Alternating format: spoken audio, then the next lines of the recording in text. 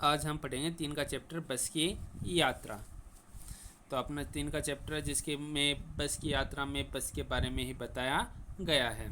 तो इस चैप्टर में क्या बताया गया है, इसमें बताया गया है कि हम 5 मित्रों ने तय किया, क्या तय किया कि शाम 4 बजे की बस से चलें। पन्ना से ऐसी कंपनी की बस सतना के लिए 1 घंटे पर बाद मिलती है। कहाँ से कहाँ तक है? पन्ना से सतना के लिए, जो जबलपुर की ट्रेन मिला देती है। सुबह घर पहुंच जाएंगे। वो कह रहे हैं कि पटना से कंपनी की बस है वो सतना के लिए घंटे बाद मिलती है, जो जबलपुर की ट्रेन से मिला देती है और हम सुबह घर पर पहुंच जाएंगे। हम में से 2 को सुबह काम पर हाजिर होना था, इसलिए वापसी का यही रास्ता अपनाना ज़रूरी था। लोगों ने सलाह दी कि समझदार आदमी इस शाम वाली बस से सफ़र नहीं करते।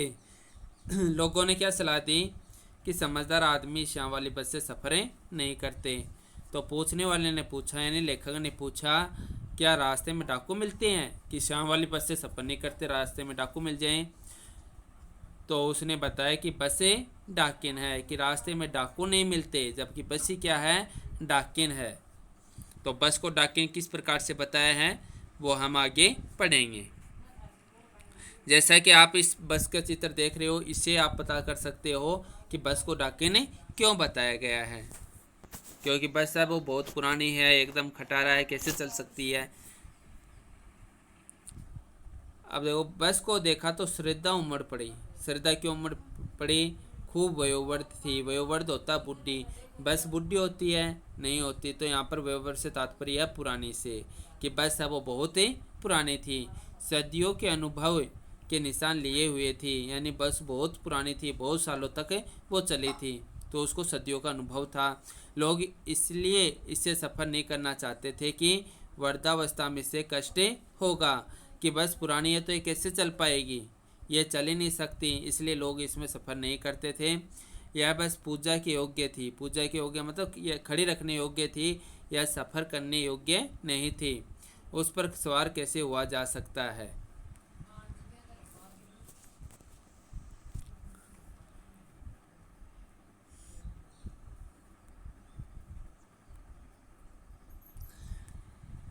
अब लेखक ने पूछा, यह बस चलती भी है?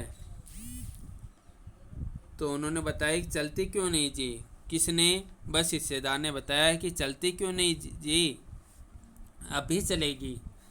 बस हिस्सेदार कह रहे हैं कि बस तो अभी चलेगी। हमने कहा, वही तो हम देखना चाहते हैं कि अपने आप चलती है। हाँ जी, और कैसे चलेगी? कि हम देखते यही देखना चाहते हैं, बस इतनी पुरानी है तो क्या अपने आप चलेगी? गजब हो गया, ऐसी बस अपने आप चलती है। लेखक ने ऐसा क्यों कहा कि ऐसी बस अपने आप चलती है? लेखक ने इसलिए कहा क्योंकि ये बस है वो बहुत पुरानी थी। ये देखने में ऐसा लग नहीं रहा था कि यह बस चल सकती है। हम आगा पीछा करने लगे। डॉक्टर मित्र ने कहा, डरो मत, चलो। आगा पीछा करने लगे।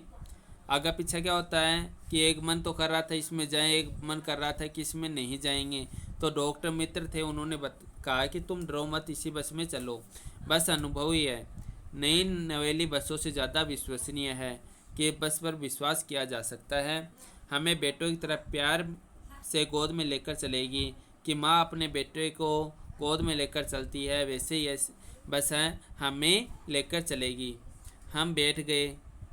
जो छोड़ने आए थे वे इस तरह देख रहे थे जैसे अंतिम विदा दे रहे हैं। यानी अंतिम विदा देना मतलब है जब मृत्यु का समय निकट आता है, तो उसके लिए बताया है कि वह इस तरह देख रहे थे कि अब इनका मृत्यु का समय वो निकट आ गया, तो उसके लिए बताया कि वो अंतिम विदा दे रहे हैं। उनकी आंखें कह रही थी कि आना जाना तो लगा ही रहता है, कि संसार में जो भी आता है उसको एक दिन जाना ही होता है। आया है सो जाएगा, राजा रंग फकीर, कि जो आया वो तो जाएगा, चाहे वो राजा हो, चाहे रंग हो, या कोई फकीर हो। आदमी को कूच करने के लिए एक निमित्त होना चाहिए। कूच होता आगे चलने के लिए, तो व्यक्ति को आगे बढ़ने के लिए कूच करना चाहिए। इंजन सचमुच स्टार्ट हो गया। स्टार्ट यानी चालू हो गया। ऐसा जैसे सारी बस इंजन है और हम इंजन के भीतर बैठे हैं।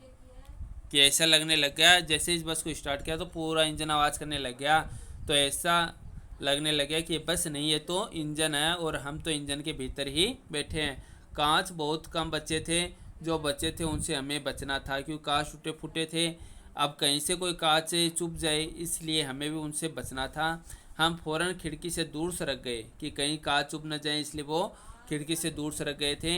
इंजन चल रहा था, हमें लग रहा था कि हमारी सीट के नीचे इंजन है क्योंकि जब इंजन स्टार्ट हुआ तो सारी बस हिलने लग गई थी। तो ऐसा लगने लगा था कि सीट के नीचे इंजन है।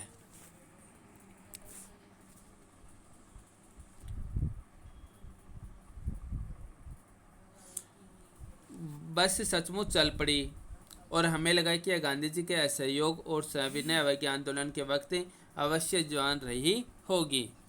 तो बस चलने लगे और ऐसा लग रहा था कि ये तो गांधी जी समय की बस है जब गांधी जी ने असहयोग और सविनय अवज्ञा आंदोलन किया था।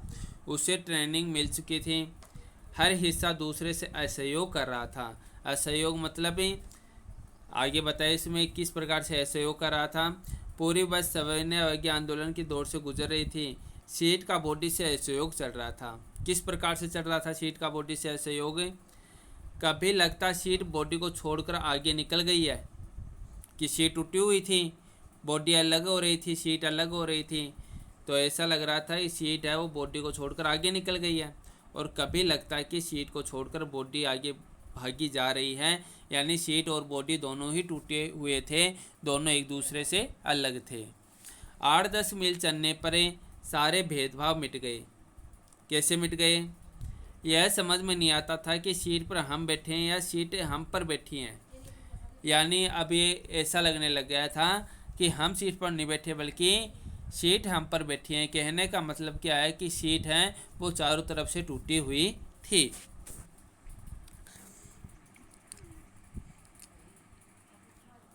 एकाएक होता अचानक बस रुक गई। मालूम हुआ कि पेट्रोल की टंकी में छेद हो गया। छेद किस में हो गया? पेट्रोल की टंकी में। ड्राइवर ने बाल्टी में पेट्रोल निकालकर उसे बगल में रखा, नली डालकर इंजन में भेजने लगा। अब पेट्रोल को तो किस में डालने लगा? बाल्टी में। और फिर नली डालकर किस में भेजने लगा? इंजन में। अब मैं उम्मीद कर रहा था कि थोड़ी देर बाद बस कंपनी के हिस्सेदार इंजन को निकालकर गोद में रख लेंगे और उसे नली से पेट्रोल पिलाएंगे, जैसे माँ बच्चे के मुंह में दूध की शीशी लगाती है। अब माँ बच्चे को गोद में लेती है और फिर शीशी लगा करके दूध पिलाती है। वैसे ही लेखक को लगने लगा कि बस कंपनी के जो हिस्सेदार हैं वो इंजन को निकाल कर अपनी गोद में रखेंगे और फिर नलकी लगा करके इंजन में पेट्रोल डालेंगे। बस की रफ्तार अब 15-20 मील हो गई थी। मुझे उसके किसी हिस्से पर भरोसा नहीं था। कैसे? कभी भी उसका ब्रेक फेल हो सकता था, स्टीयरिंग भी टूट सकता था। प्रकृति के दृश्य बहुत लुभावने थे। प्रकृति दृश्य कौन से होते हैं? जो पेड़ पौधे होते हैं, पर्वत होते हैं, नदियाँ होती हैं, प्रकृति के दृश्य होते हैं। तो ये लुभावने लग रहे थे, अच्छे लग रहे थे। दोनों तरफ हरे भरे पेड़ थे जिन पर पक्षी बैठे थे। मैं हर एक पेड़ को अपना दुश्मन समझ रहा था। यहाँ पर लेखक है वो हर पेड़ को अपना दुश्मन क्यों समझ रहा था? पेड़ किसका क्या बिगाड़ते हैं? आगे देखिए, इसमें बताया कि लेखक है वो पेड़ को अपना दुश्मन क्यों समझ रहा था। कि जो भी पेड़ आता डर लगता है कि इससे बसें टकराएगी, कि कोई भी पेड़ आता तो बस इससे न टकरा जाए, इसलिए वो पेड़ को अपना दुश्मन समझ रहा था।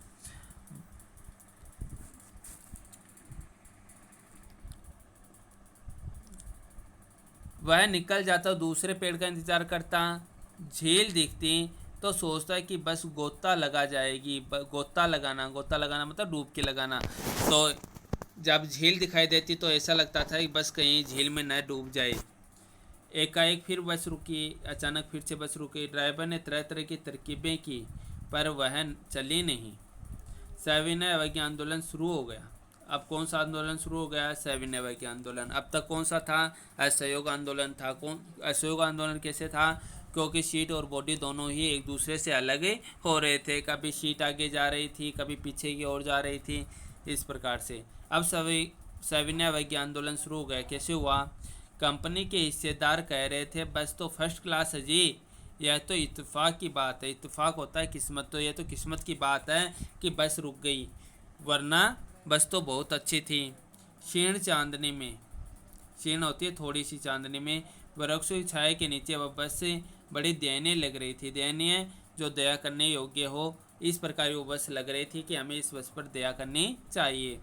लगता जैसे कोई वृद्धा थक कर बैठ गई हो। वृद्धा होता है बुढ़ा, तो यहाँ पर बस के बारे में बताया कि ऐसा लग रहा है कि बस अब वो चलकर थक गई हो और थक कर रुक गई हो।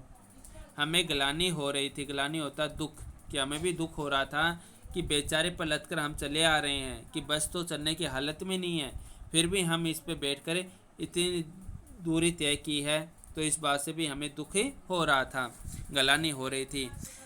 अगर इसका प्राणांत हो गया, प्राणांत होता है प्राणों का अंत, तो इसके प्राणों का अंत हो गया होता तो इस बियाबान में, बियाबान होता उजाड़ में, हमें इसकी अंत्येष्टि करनी पड़ेगी। अंत्येष्टि होता है अंतिम संस्कार।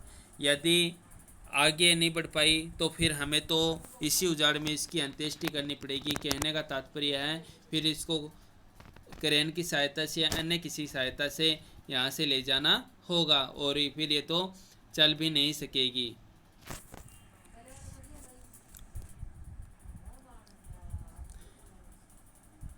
धीरे धीरे वृद्धा की आंखों की ज्योति जाने लगी। वृद्धा बस को बताया गया है कि पुरानी बस है तो उसकी आंखों की ज्योति जाने लगी। उसकी आंखें किसको बताया है? जो बस की लाइटें होती हैं उसके लिए बताया है। चांदनी में रास्ता टटोल कर,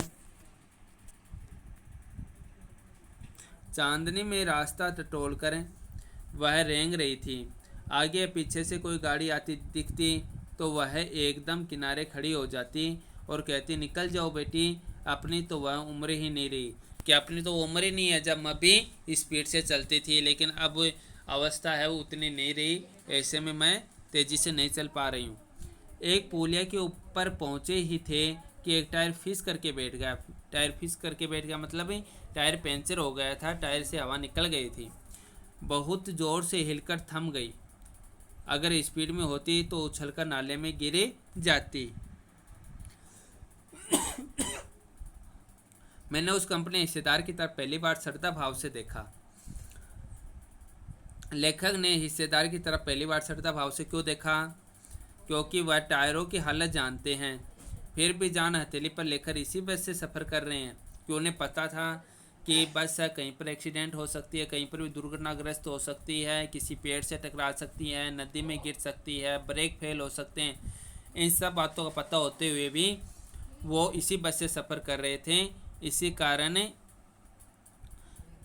लेखक को कंपनी के हिस्सेदार की में श्रद्धा का भाव जागृत हुआ।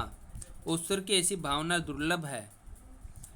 सोचा, इस आदमी के साहस और बलिदान भावना का सही उपयोग नहीं हो रहा है, इसे तो किसी क्रांतिकारी आंदोलन का नेता होना चाहिए। किसके बारे में कह रहे हैं? कंपनी के हिस्सेदार के बारे में लेखक बता रहे हैं कि इसको तो क्रांतिकारी आंदोलन का नेता होना चाहिए, क्योंकि ये तो इसी बस से सफ़र कर रहे हैं जो बसें अपने गंतव्य स्थान तक नहीं पहुंचा सकती। अगर बस नाले में गिर पड़ती तो हम सब मारे जाते, तो देवता बाहर पसारे उसका इंतज़ार करते। कहने का मतलब है यदि बस नाले में गिर जाती तो क्या होता?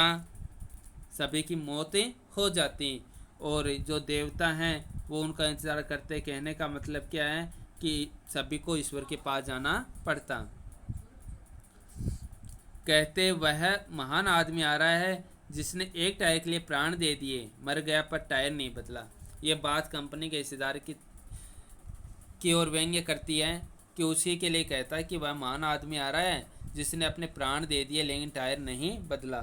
दूसरा घिसा टायर लगाकर बस फिर चली। अब दूसरा टायर लगाया बस के, वो भी क्या है? घिसा हुआ है। अब हमने वक्त पर वक्त होता समय पर पहुंचने की उम्मीद छोड़ दी थी। पन्ना कभी पहुंचने की उम्मीद छोड़ दी थी। पन्ना क्या, कहीं भी कभी भी पहुंचने की उम्मीदें छोड़ दी थी। लगता था जिंदगी इसी बस में गुजारनी है और इससे सीधे उस लोक को प्रयाण कर जाना है। इस पृथ्वी पर उसकी कोई मंजिल नहीं है। हमारी बेताबी तनाव ख़त्म हो गए। हम बड़े इत्मीनान से घर की तरह बैठ गए, चिंतियाँ जाती रहीं, हंसी मजाक चालू हो गया। तो यहाँ पर बताया है कि सभी को ये मालूम हो गया था कि अब हमें घर पर समय पर नहीं पहुंच पाएंगे और अब चिंता करने से कुछ नहीं होगा, जाना तो इसी बस से होगा। अब ये बस हमें नहीं पहुंचा पाएगी तो हमारी किस्मत की ही बात है। ऐसे में फिर सभी चिंता को छोड़ करके और आराम से शांति से बैठ गए थे और हंसी मजाक करने लगे थे। तो इस पाठ के जो लेखक है वो हैं हरिशंकर परसाई। धन्यवाद।